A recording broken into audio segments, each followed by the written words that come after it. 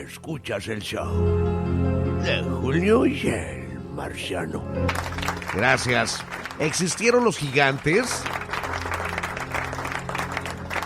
¿Qué dice la arqueología, los mitos, la literatura? De la mitología a la Biblia, siempre hay un mito fundacional. En este caso, surge en Epopeya de Gilgamesh, escrita ya por el año 2500 al año 2000 antes de Cristo. La obra épica más antigua conocida, de origen sumerio, narra la historia de este rey en Mahabharata, texto épico religioso del siglo III antes de Cristo. Del hinduismo aparece ahí Putana, una demonia gigante que amamantó con su pecho, envenenando al bebé Krishna. En la mitología griega están los hiperbóreos, los gigantes que vivían más allá de los vientos del norte, y los titanes como Prometeo, que dio el fuego a los hombres. También hay relatos en la mitología nórdica y germánica, con personajes como Jotuns, enemigos de los dioses, y mucho más. Güey, ¿no serán los demonios, güey? Los gigantes, güey, los hijos de los demonios, güey. En diálogo con medios de comunicación,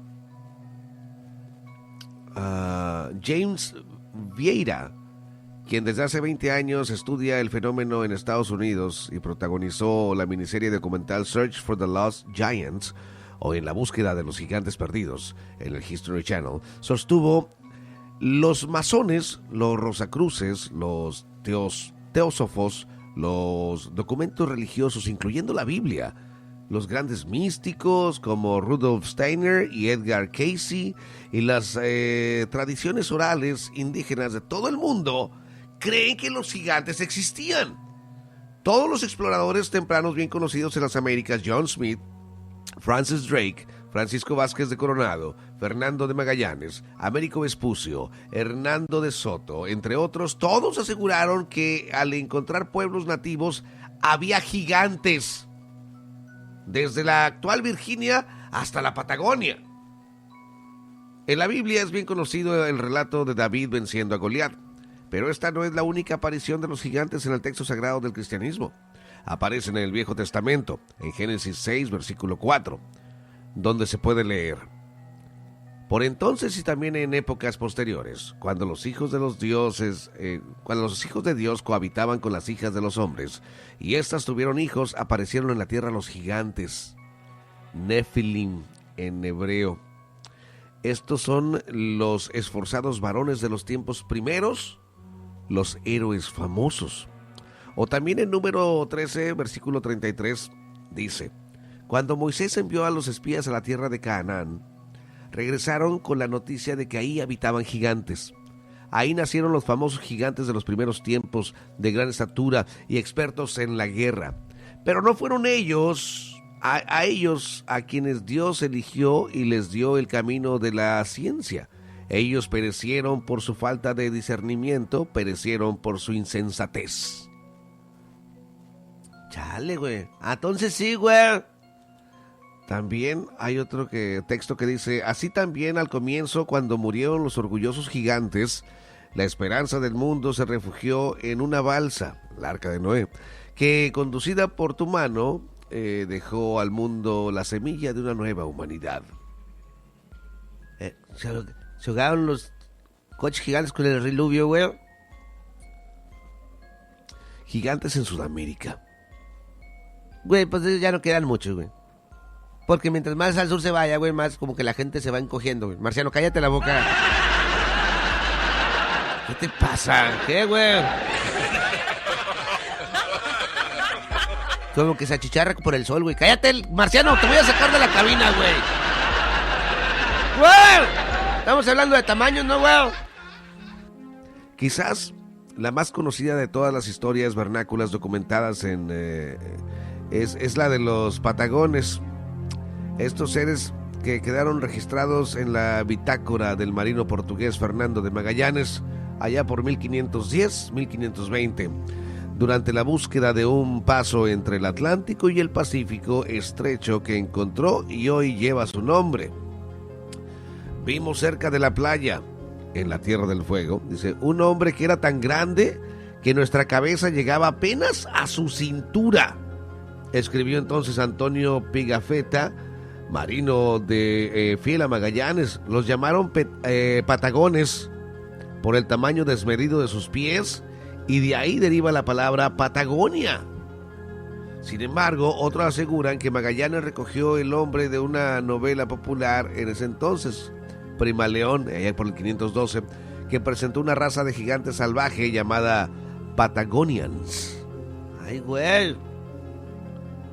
Imagínate qué seres, Marciano, que una persona de estatura normal, que viene siendo de entre 5'6" a 5'9" pies de altura, se encuentre con una persona el doble del tamaño que ellos, güey. No, esos sí son gigantes ya, güey. ¿Cuál es la persona más alta que hayas visto, Marciano? No sé, güey.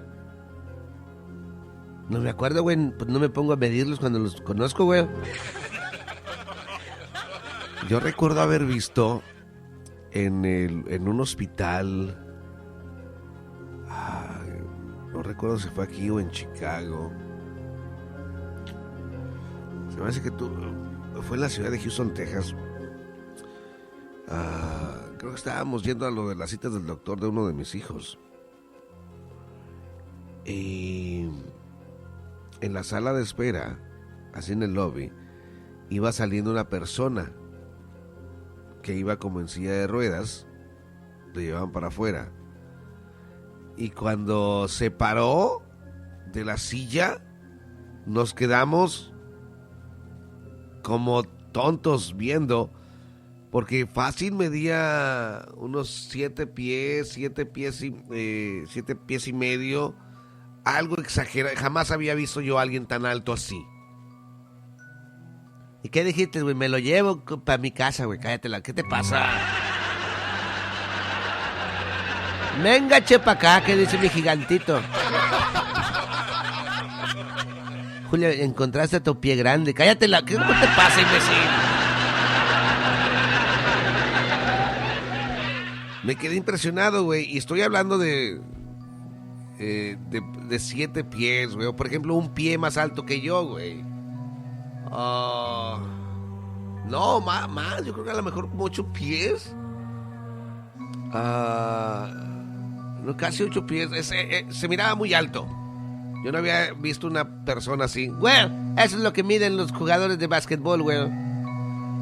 ¿Tú has visto un jugador de básquetbol enfrente de ti, Marciano? Pues nomás en la tele y no se miran tan grandes, güey. Parecen muñecos de esos del G.I. Joe. Cállate, baboso.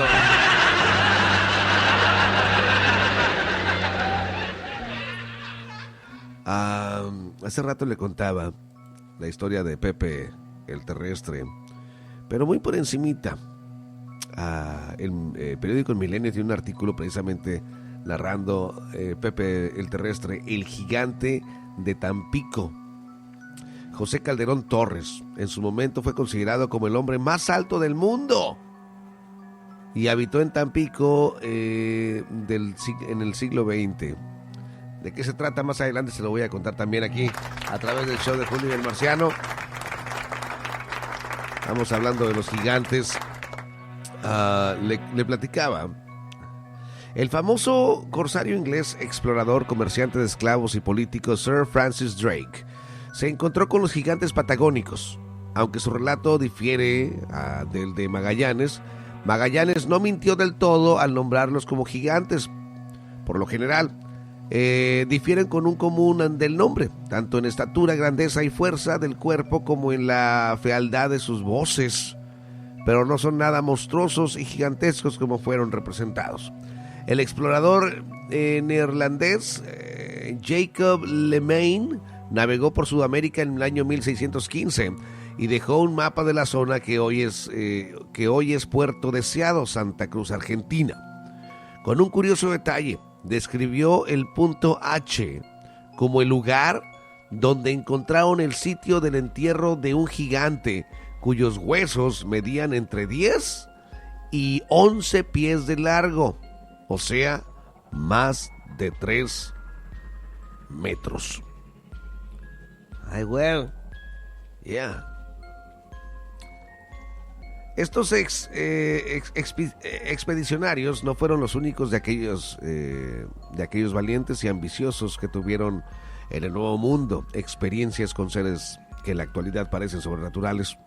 José de Acosta, un jesuita, antropólogo y naturalista español que desembarcó en América en el año de 1571, por ejemplo, escribió en su Historia Natural de las Indias que los chichimecas, pueblos originarios que ocuparon parte de México y llegaron hasta Potosí, eran gigantes que arrancaban las ramas de los árboles como nosotros deshojamos lechugas. ¡Ay, güey! Por su parte, Juan de Velasco, jesuita ecuatoriano, destacó en su Historia Antigua del Reino de Quito en 1789 que Manta fue a principios de la era cristiana el teatro de la espantable raza de gigantes, y detalló los tamaños espectaculares de esqueletos y huellas encontradas. En Europa, José Torrubia, misionero franciscano, geólogo, paleontólogo y espeleólogo español, describió en su Historia Natural Española de 1754 el hallazgo de un esqueleto de 96 pies de alto. ¿Ok? Un esqueleto de 96 pies de alto que es similar a 29 metros, en cuyo cráneo cabían 20 libras o 9 kilos de harina, güey. Ese para que veas si es gigante, güey. Imagínate una persona de 20 metros de altura, Marcelo. Como en las películas, güey. Entre leyendas folclóricas de los pueblos originarios que sobrevivieron al paso del tiempo, existen diferentes personajes con características gigantes como Noshheteg y Goisei, temidos por su crueldad y ser enemigos de los hombres, y a Holcock en la cosmogonía tehuelche en la región de la Patagonia, los Com, los Cátalo, y entre las leyendas guaraníes, Corrientes y Misiones y Paraguay se encuentra el Caporá. Ah, bueno, qué bueno lo que vaya. Marciano. El arraigo de estas creencias en esta parte del globo es tan grande que en un museo de Estados Unidos descansan los restos de Cabdua, conocido como el gigante sudamericano de 2 cabezas. Según la leyenda, el origen de este ser sería patagónico o guaraní. Oye, güey, si hay tanta evidencia, güey, ¿por qué la gente no habla de los gigantes, güey?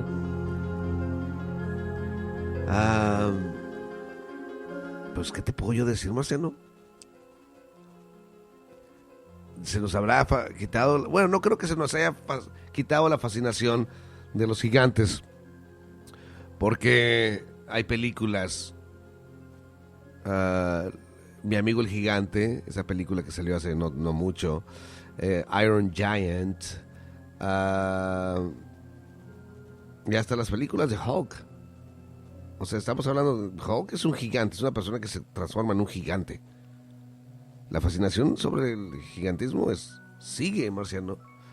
Nuestro asombro se ha ido disipando, porque creo que nos hemos acostumbrado a los gigantes de menor tamaño, de 8 a 11 pies, y los hemos ya relacionado como solamente seres humanos con una cuestión de crecimiento, ¿no?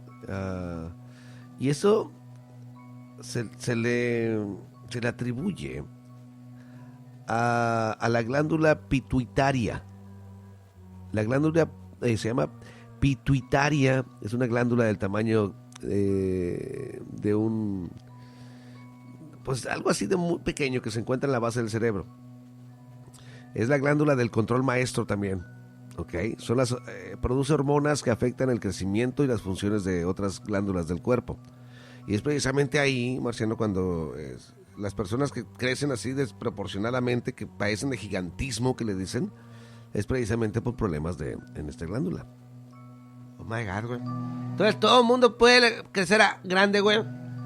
Todos nosotros tenemos la habilidad de poder llegar a crecer de una manera increíble. Si pudiéramos dominar a nuestra glándula pituitaria. .com, Julio. MX, güey. Corte y regresamos para seguir hablando de los gigantes, no se vaya. De Julio y el Marciano, hey, Julio y el Marciano, hey, Julio y el Marciano, hey, Julio y el Marciano, hey, Julio y el Marciano. Y gracias por seguir con nosotros aquí a través del show de Julio y el Marciano. Seguimos con el tema en séptima hora de los gigantes. Dice Julio, yo tuve la oportunidad de conocer al gigante más chaparro. Se llamaba Nelson, de apellido Ned. Nelson Ned, el pequeño gigante de la canción, ¿verdad, compadre? Gracias por estar con nosotros. 314-403-5339. All right. Seguimos con los gigantes presentes en la literatura. El Amadís de Gaula, editada en 1508 en España, es considerada una obra maestra de literatura medieval fantástica y el más renombrado libro de caballería. Existen diferentes versiones sobre su verdadero origen, aunque no hay duda sobre la presencia de gigantes y gigantas que forman entre sí diferentes linajes con características en común. Son soberbios, traicioneros, practican el incesto y usurpan reinos para raptar a doncellas, por lo que son el enemigo perfecto para los caballeros cristianos. Una de las obras más destacadas de la literatura universal, el ingenioso hidalgo Don Quijote de la Mancha, en 1615, de Miguel de Cervantes Saavedra, también hace alusiones a gigantes o a jayanes, aunque eran en realidad molinos de viento. Los viajes de Gulliver, novela publicada en el año de 1726 bajo el heterónimo de Lemuel Gulliver, es una de las obras más representativas del irlandés Jonathan Swift. En este clásico, Gulliver primero llega a Lilliput, donde él es visto como gigante, para luego seguir su travesía a Brobdingnag, donde sí encuentra seres de estatura y conmensurable. Oh, sí es cierto, güey, la película, cocho sale Black Jack, güey. Jack Black, güey. Por eso yo que dije, güey. Dijiste Black Jack. Pues él, güey, el que sale en Nacho Libre, Julio. Jack Black. Por eso. Tú estás diciendo Black Jack. ¿Y tú cómo dices, güey? Jack Black. ¡Por eso! Es diferente, imbécil. Es el mismo, Julio. Él es el mismo que... Nomás que Nacho Libre sale con bigote, por eso no lo reconoces, güey. Y pelo chinito, güey. Con capas de luchador. ¡Cállate ya la boca!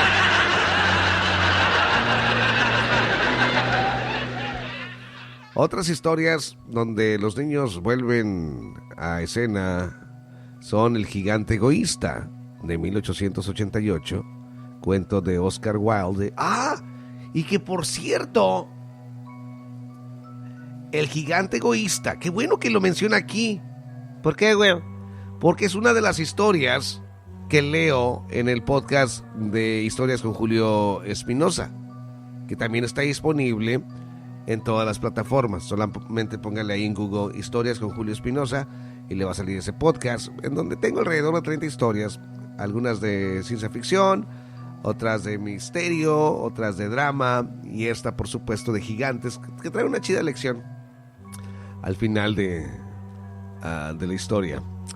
El gran gigante bonachón de 1982, Roald Dahl, y más acá en el tiempo se encuentra Rubeus Hagrid dentro del universo Harry Potter, creado por J.K. Rowling y muchísimos más. Güey. Sí. Güey. Sí. Pero, güey, por ejemplo, en la película de los Reyes de los Anillos, güey, ¿Qué tiene? O los chaparritos son enanitos, güey, o el altote es gigante, güey. Porque el vato de la barba, güey. ¿Gandalf? Pues ese coche, güey, está muy grande para los chaparritos esos otros, ¿no, güey? El que tiene el anillo, güey. Exacto. Pero ahí, ¿él es gigante, güey? ¿O qué onda, güey? ¿O ellos están muy chaparritos? ¿O ellos son como duendes, güey?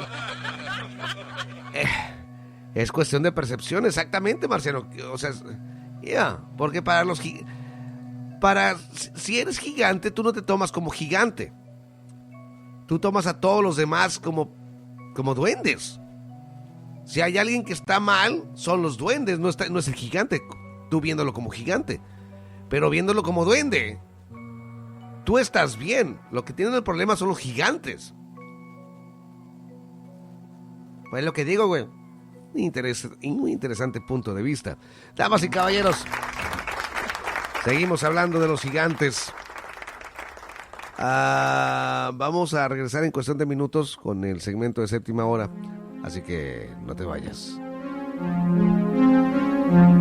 Escuchas el show de Julio y el Marciano. Escuchas el show de Julio y el Marciano. ¡Hey! Julio y el Marciano. ¡Hey! Julio y el Marciano. ¡Hey! Julio y el Marciano. ¡Hey! Julio y el Marciano. Chale, Marciano. ¿Qué tienes en esa cajita? Tengo mis chocolatitos, güey. Órale, ¿me das uno? No, güey. ¿Por qué no? Si se mira que son bastantes. No son muchos, güey. Mira, ayúdame a contarlos, güey. No, hombre, cuéntalos tú. Ándale, güey. A ver, ¿cuántos tienes?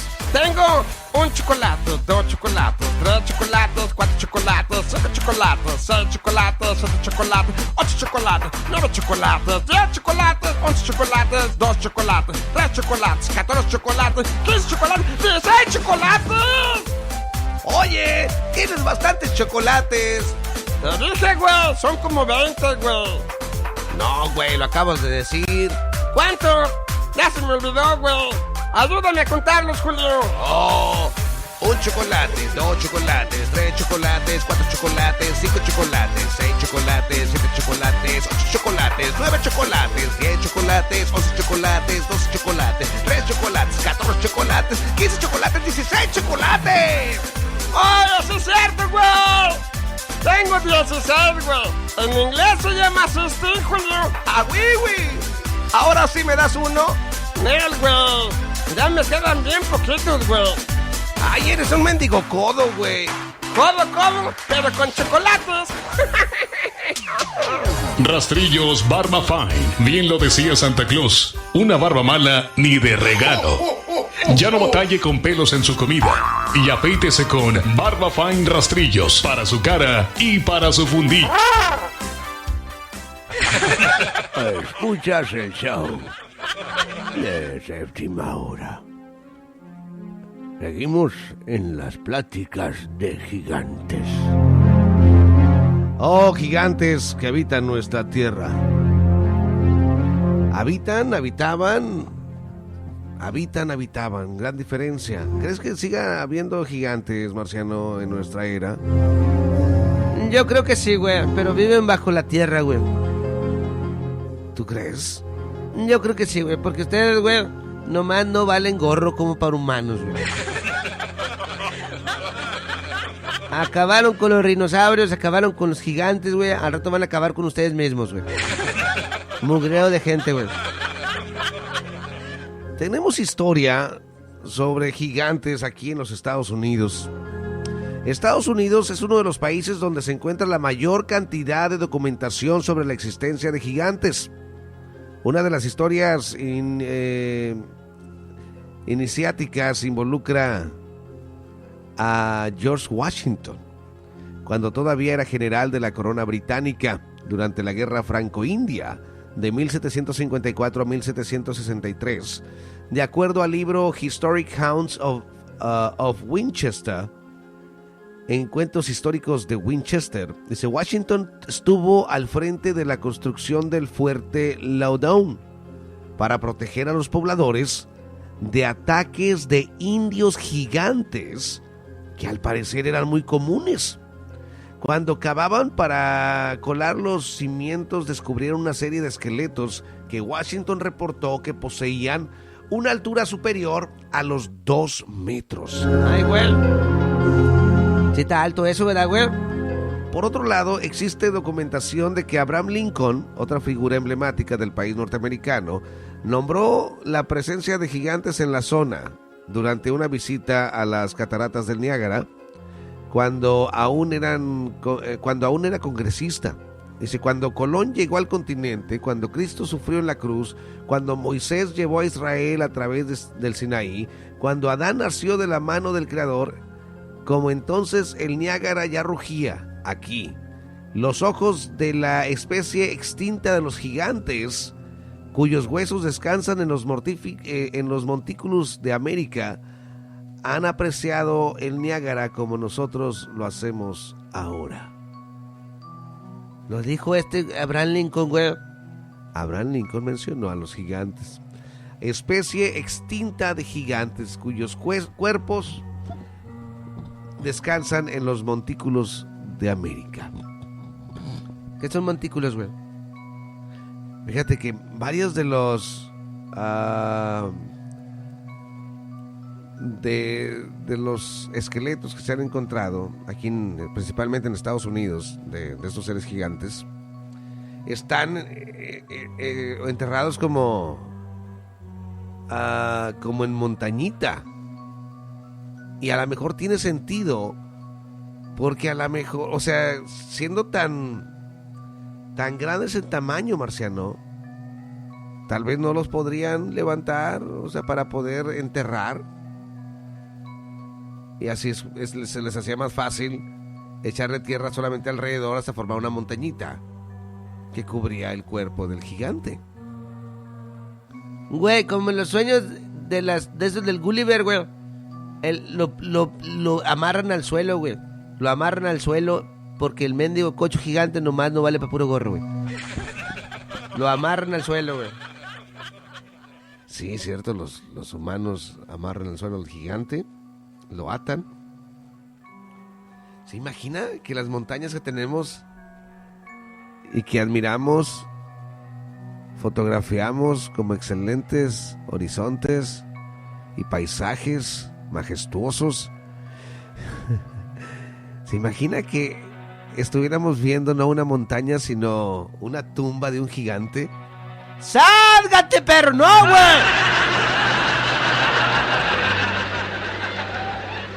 ¿Se imagina usted que las montañas allá en México de la mujer dormida, en verdad sea una montaña que está o sea, que sea tierra que está cubriendo a una mujer dormida, una giganta? ¿Una mujer gigante? Giganta, güey. Digo giganta porque así decía en el artículo ¿ok? Sería algo impresionante, muy fantástico, claro, pero también muy provocativa la idea, ¿no? El Instituto Smithsoniano, hoy administración, que hoy está administrado y financiado por el gobierno de los Estados Unidos, surgió a partir de una donación del científico británico James Smithson, quien nunca pisó Estados Unidos.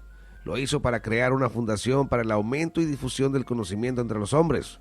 En la primera mitad del siglo XIX, hoy es una reputada institución con más de 20 museos que recorren no solo la historia del país, del mundo, sino del desarrollo de la humanidad como de su entorno natural. En su primer gran publicación en el año de 1848, existe una recopilación de túmulos distribuidos por todo el país, que estaban siendo destruidos por los nuevos habitantes europeos. El trabajo de Ephraim Squire y Edwin Davis nunca menciona la existencia de gigantes, pero sí hace una revelación.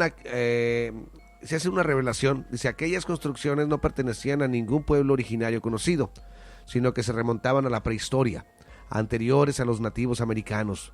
Los túmulos, algunos son estructuras piramidales planas, Son sitios ceremoniales y religiosos que se asemejan a pequeñas colinas aplanadas y se encuentran dispersos a lo largo de todo Estados Unidos, desde el sur de Tennessee al norte de Wisconsin, al oeste de Oklahoma, hacia el este de Virginia Occidental. Luego de John Wesley Powell, famoso explorador, geólogo y fundador del Bureau of Etymology, ellos ahondaron en la historia de que los verdaderos fundadores no habían sido los nativos, sino una raza ya perdida. Güey, el eslabón perdido, Julio, como dicen los científicos, güey. Los avances, las excavaciones y hasta documentación de esa época desaparecieron con la llegada de Ales y quién sabe qué. La neta, no le voy a ni batallar a decir su apellido. Pues le vamos a decir el Ales. ¿Qué dice el Ales, güey? Dice... él era un antropólogo checo conocido por formular la teoría de que todas las razas humanas tienen un origen común. Él era un defensor del movimiento eugenístico, una rama del darwinismo social que pregonaba la mejora de los rasgos hereditarios humanos a través de la selección de la pareja procreativa, dejando de lado a aquellos que no tenían ciertas características como color de la piel o el grupo social.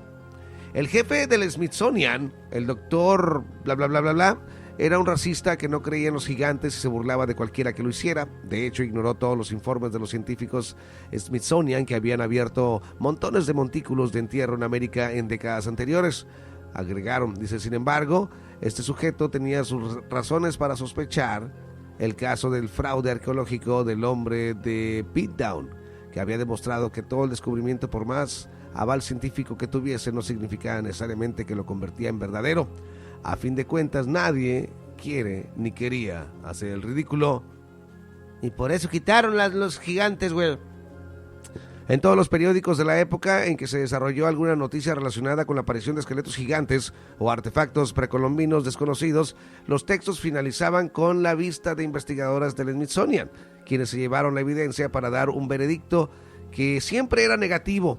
Todo era un montaje, una humorada arqueológica o simplemente un error de interpretación de los descubridores. Toda esa evidencia, todos esos errores, en la actualidad no pueden encontrarse en ninguno de los más de 20 museos del instituto. No, valió. Está más corrupto que nada, güey. Ajá.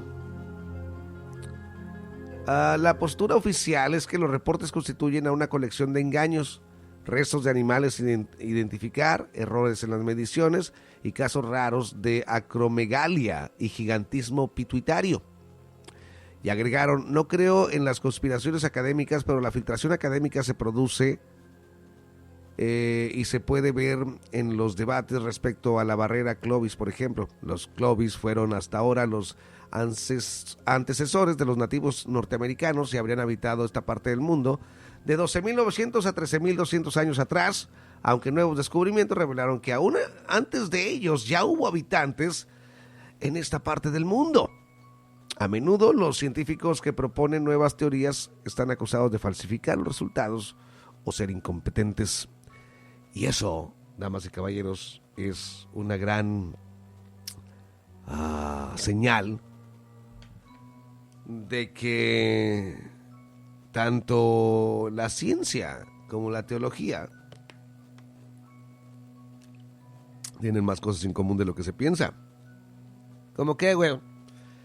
Tienen un tipo de seguidores muy fervientes, muy dispuestos a creer absolutamente cualquier cosa, a ridiculizar y a condenar a aquellos que piensan diferentes a lo que piensan ellos. La manera de actuar es muy similar. ¿Ok? Se ha hecho, Marciano, un tipo de religión alrededor de la ciencia. Y solamente lo que los sacerdotes de la ciencia dicen es lo que es lo que va.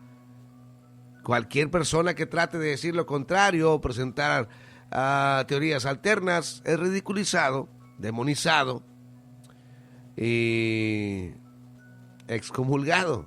Lo sacan de la ciencia, lo ridiculizan a tal punto de que pierde toda credibilidad. solo por presentar tipos o teorías diferentes. La ciencia, desgraciadamente, se ha vuelto en una religión mundial. Y solamente aquellos que pertenecen a esta religión y se adhieren a las leyes de esta religión son aquellos que se merecen ser publicados, ser referidos, ser citados, porque siguen la misma línea de creencias. ¿Ok? Y yo creo que es algo muy peligroso para tener en la ciencia. Bueno, en cualquier ámbito de la vida es peligroso tener esa clase de actuar. Pero en la ciencia nos estamos limitando a bastantes cosas.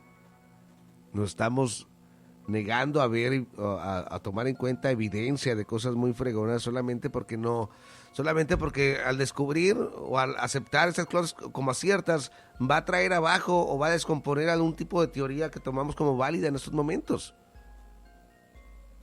Y no lo aceptan por el ego del ser humano o por lo que sea, no aceptan esos científicos que, ¿sabes qué? Estás equivocado, güey. Y no sé por qué, güey, y era para que estuvieran acostumbrados. Porque todos los científicos más fregones que han existido, güey, todos ha llegado el momento en que se les comprueba de que están mal. Hasta Einstein está mal, ¿ok? Copérnico estaba mal. Isaac Newton estaba mal.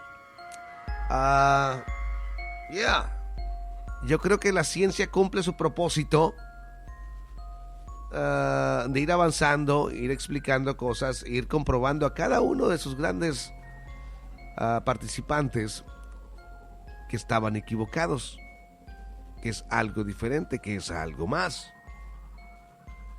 Pero cuando nos enfrascamos en que ya descubrimos todo, sí, todo tiene que ver con esto que yo descubrí, nadie sale con otra cosa, ya descubrí todo en el mundo, ya tengo toda la red, ya todo está bien.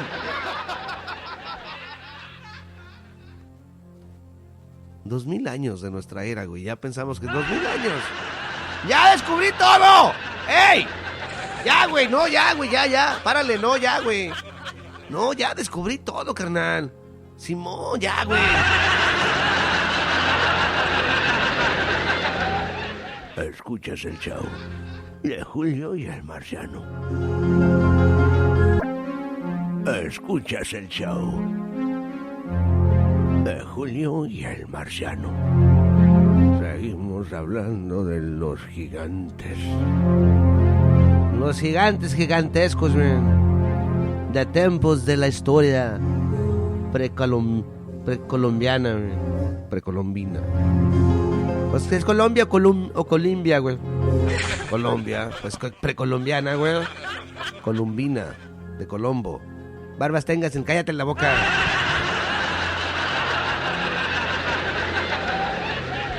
Damas y caballeros, gracias por seguir con nosotros.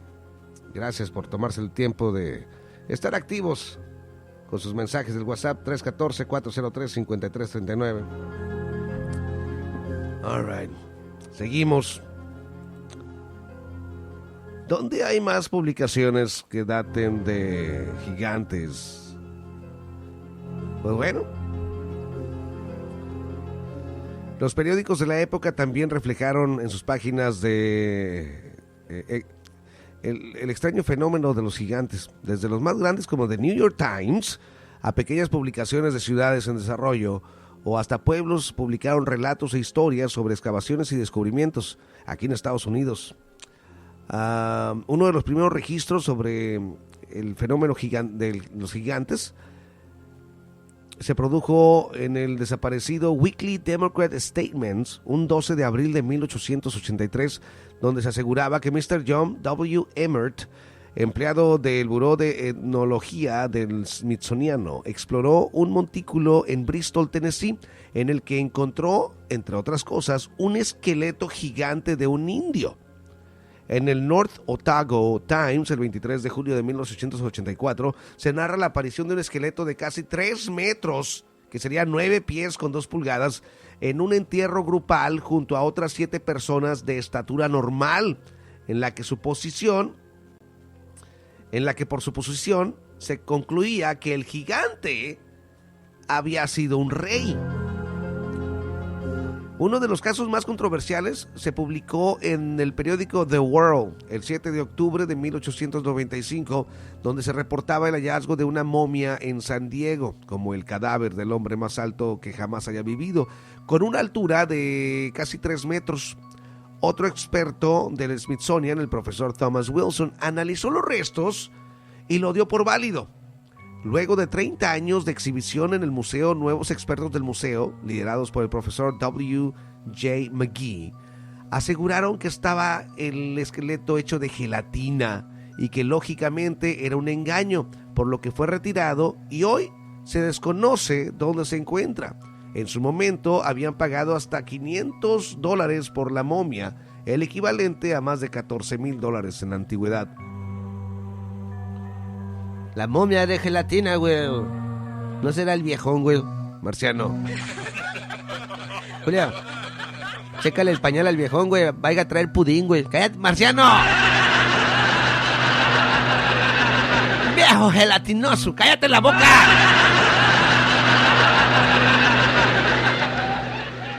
Hielo momia se llama, güey.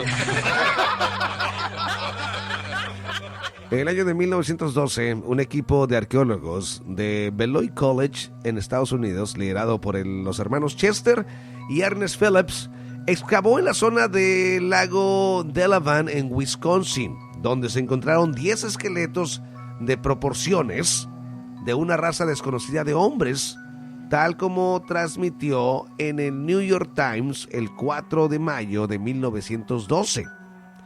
El Evening Star en Washington el año de 1893, The Worthing Advance 1897. Bueno, diferentes periódicos realizaron reportes sobre desentierros gigantescos. A pesar de la gran cantidad de reportes y la ausencia de pruebas contundentes para James Vieira, esto no significaba que existía una suerte de complot internacional o una cofradía secreta intentando eliminar las huellas de la historia.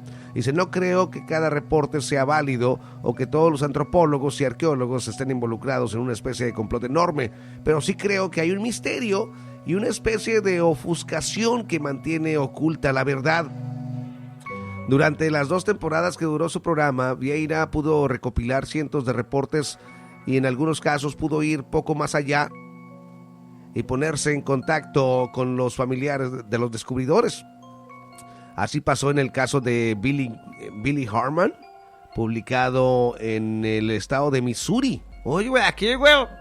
Un 11 de junio de 1933, el reporte narra cómo el adolescente de 16 años llegó hasta la cueva de Puckett en la búsqueda de puntas de flecha de pueblos originarios, pero en cambio se encontró con restos humanos. Regresó días después junto a un grupo de amigos y desenterraron, según el periódico, el esqueleto completo de un gigante de 2,5 metros.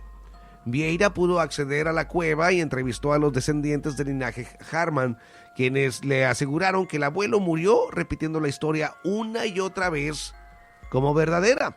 Los restos fueron exhibidos por un tiempo en el museo local, donde lo catalogaron como un indio gigante.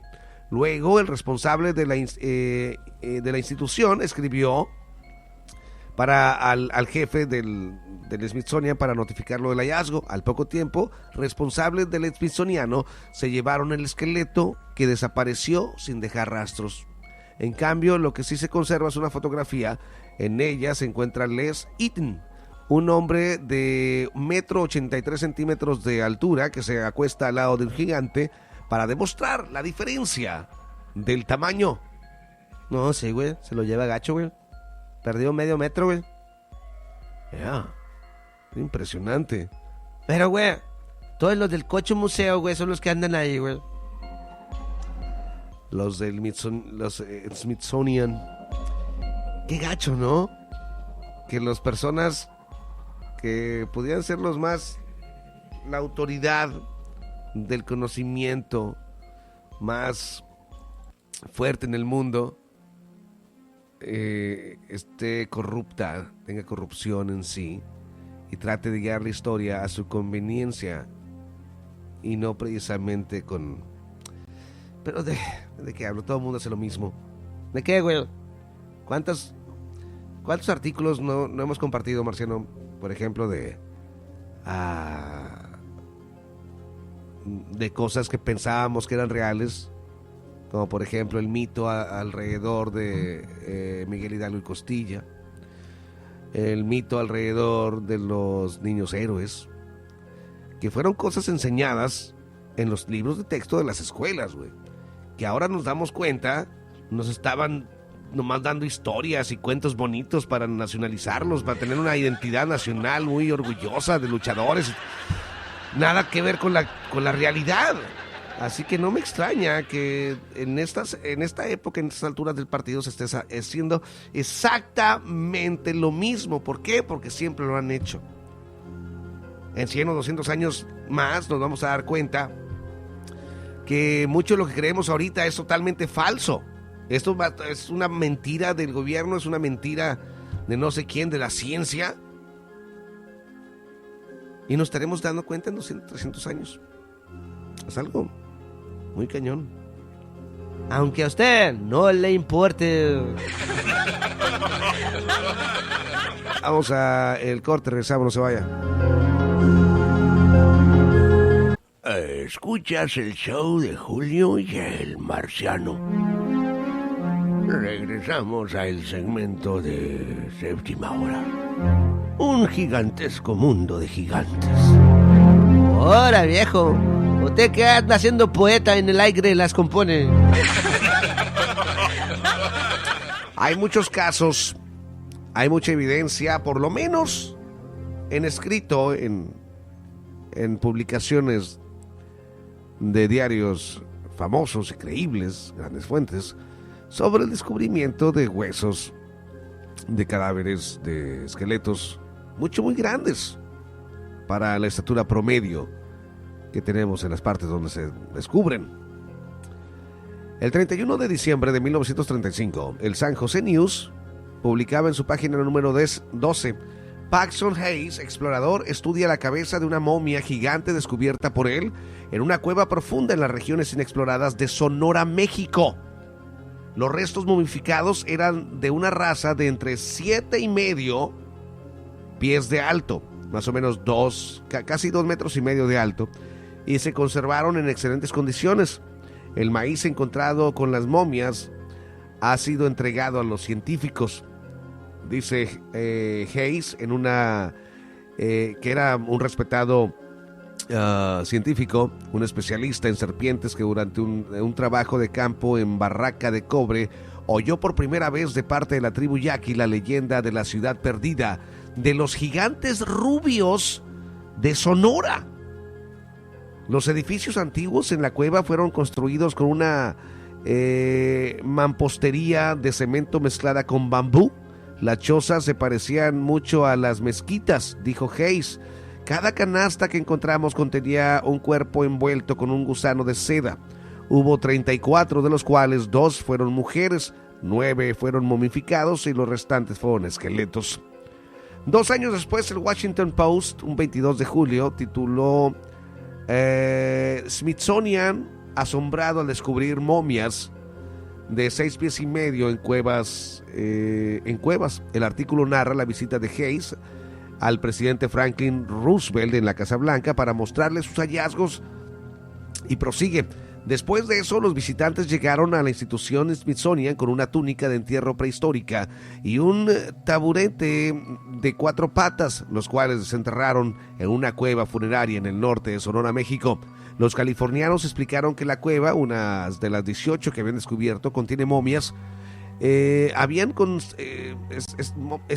momias bien conservadas, de una raza de promedio de entre 6,5 pies de altura hasta 8 pies de altura. Las cuevas estaban dispersas en un área de 450 millas cuadradas. Hayes, que acababa de regresar de su 5ª expedición a las cuevas, se enteró de su existencia entre los indios y yaquis de México. Al tiempo, Hayes fue desacreditado por sus aseveraciones y perdió credibilidad y prestigio en la comunidad científica hasta pasar al olvido. Uno de aquellos esqueletos de un hombre de entre 22 y 24 años puede encontrarse en Mutter Museum en Filadelfia, en medio de una habitación especial con una altura de 2,5 metros. Ahí está, güey, si hay gigantes entonces, güey. Si existieron los gigantes, Marciano, entonces hay un problema con la teoría de la evolución y los científicos no quieren admitir que algo en la Biblia es exacto. Porque ahí los mencionan en la Biblia, ¿verdad, güey? Exactamente. Es religión versus la ciencia, y ambos lados están atrincherados en su pensamiento. La religión tiene verdad en ella y distorsión y error en ella. La ciencia tiene verdad, pero limitación y error. Creo que la respuesta está en el medio, finalizó el cazador de gigantes, Vieira. Valiendo gorro, güey. Como tú lo dices, güey, siempre está en el medio, ¿verdad, güey?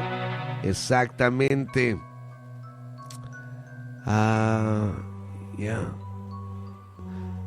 ¿Para ti existieron los gigantes, Marciano? Pues sí, güey, toda la evidencia está ahí, güey. Exacto. ¿Qué tan altos llegaron a ser los gigantes? Me imagino, Marciano, que los primeros reyes, porque digo, para ser gigantes, tuvieron que haber sido reyes, güey. Tal vez no eran muchos de ellos en comparación a los seres humanos de estatura promedio, ¿verdad? Pero debido a su fuerza descomunal. Ahora, no es que sean más fuertes que los seres humanos, solamente que son más grandes, ¿ok? Y por lo tanto, su fuerza no va a proporción con nuestro cuerpo. Si un humano de estatura promedio tuviera la fuerza de un gigante, entonces sí sería algo súper. Pero los gigantes no creo que hayan tenido fuerza superior a la de un ser humano. Lo que pasa es que al ser más grandes, obviamente lo que pueden mover, lo que pueden trozar son cosas a proporción de su cuerpo. Por eso, pero está más fuerte que un ser humano, güey. En proporción no, Marciano, sería la misma fuerza, güey, en proporción. Está uno tan más chiquito, está más débil, güey.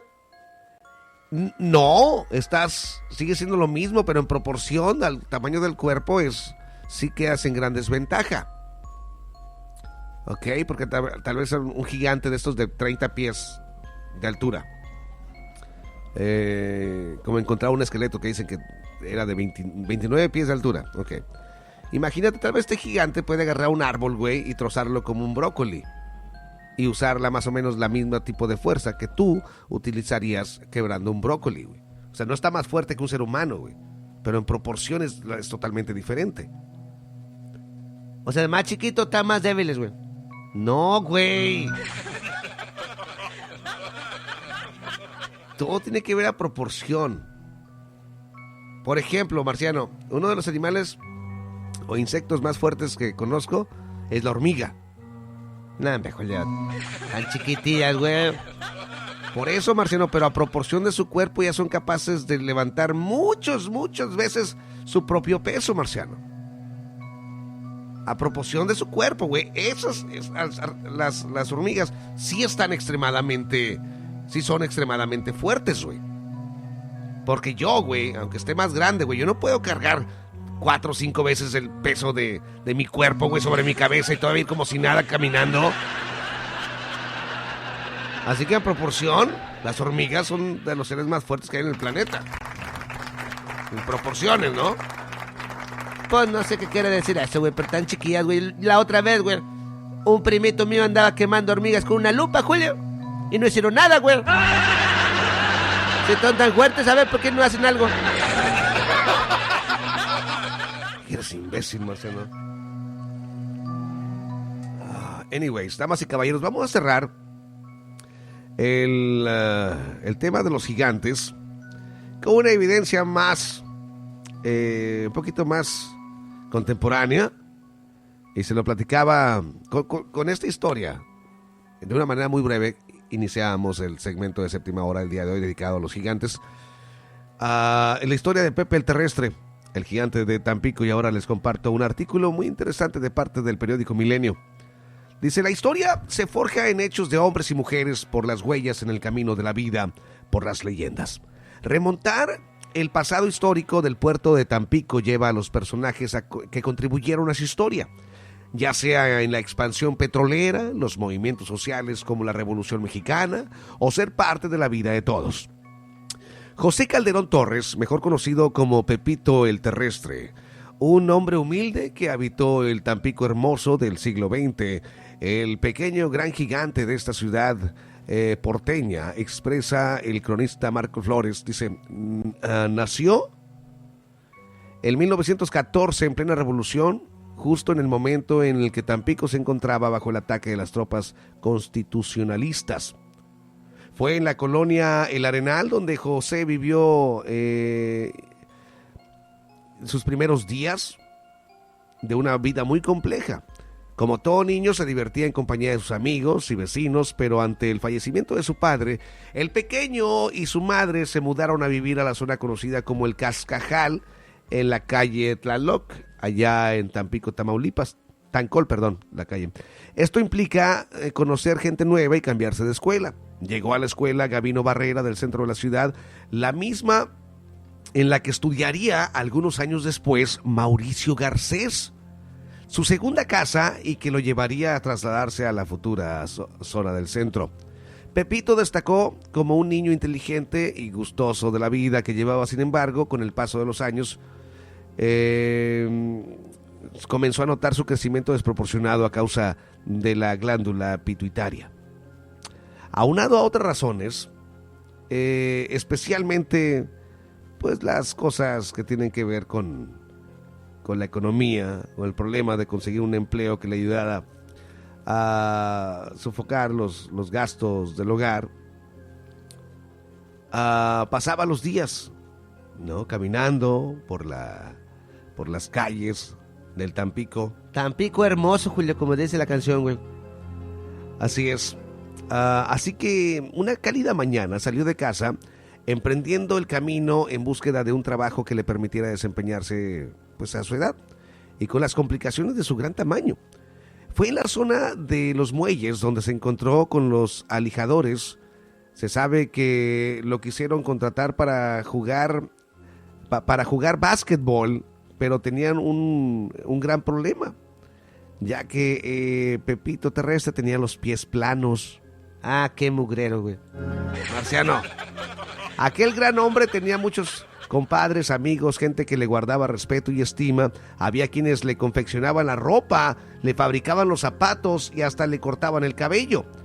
La edad le cobró la factura. Sufrió un ataque de pleura, por lo cual ya no pudo trabajar como cargador y empezó a chacharear en la zona donde se ubicaba el popular Café Selecto, cargando las bolsas de las señoras que compraban el mandado provenientes del mercado. Era un atractivo de la ciudad. Algunos comparaban el tamaño de sus pies con los propios. Su gran humor se hacía presente cuando, mientras se le acercaban, hacían un movimiento brusco sacándoles un susto. También le ofrecieron trabajo como payaso junto con un enanito, llevándolo a la ciudad de Guadalajara, pero él no quiso dejar a su madre, por lo que regresó a su natal Tampico. La leyenda de Pepito Terrestre no necesitó trascender de otra manera, sino por su propia historia a través de su paso por la ciudad. El hombre común, el cargador, el estibador, lo convirtieron en un ícono Por su estatura, güey. El gobierno de Tampico, durante el mandato de Fernando Azcárraga, le realizó un homenaje mediante la construcción de una estatua, la cual se encuentra en la plaza principal de la ciudad con una especial razón. A él le gustaba ir al Cine Plaza, que estaba ubicado en la esquina de las calles Colón y Díaz Mirón. Él se ponía un poco más allá de donde la encargada de la taquilla le hacía pasar primero. Por eso es que él se sentaba y esperaba. Esa fue la razón por la que se escogió que fuera ese el lugar donde se colocó la estatua, y por supuesto que estuviera sentado, asimilando una de esas grandes tardes de fin de semana en las que asistía al cine de la época. Sin embargo, hay personas que opinan que debería de estar parado, que porque si no, no tendría éxito. Según el cronista, la estatua de Pepito es la más manoseada de la ciudad. Ah, chirrión. No manches, güey. Ya. Para el escultor Víctor Hugo Yáñez, el motivo de que Pepito el terrestre se muestre sentado representa al gigante amable que lo hace más atrayente con los niños. Órale, güey. ¿Y dónde está la estuata, güey? Así está, mira. Ay, güey, como quiera. Chale, güey, está sentado y como está como de mi tamaño, güey. Ya. Son las proporciones reales. Así que la próxima vez que esté allá por Tampico, me encargaré de tomarme una foto con este gigante. En su tiempo fue el hombre más alto del mundo, uno de los hombres más altos del mundo. Aunque a usted no le importe. ¿Usted cree en los gigantes? ¿Cree que existieron? ¿Cree que existen? La persona más alta que usted ha conocido. 314-403-5339, el teléfono a marcar. Vamos al corte, regresamos, no se vaya.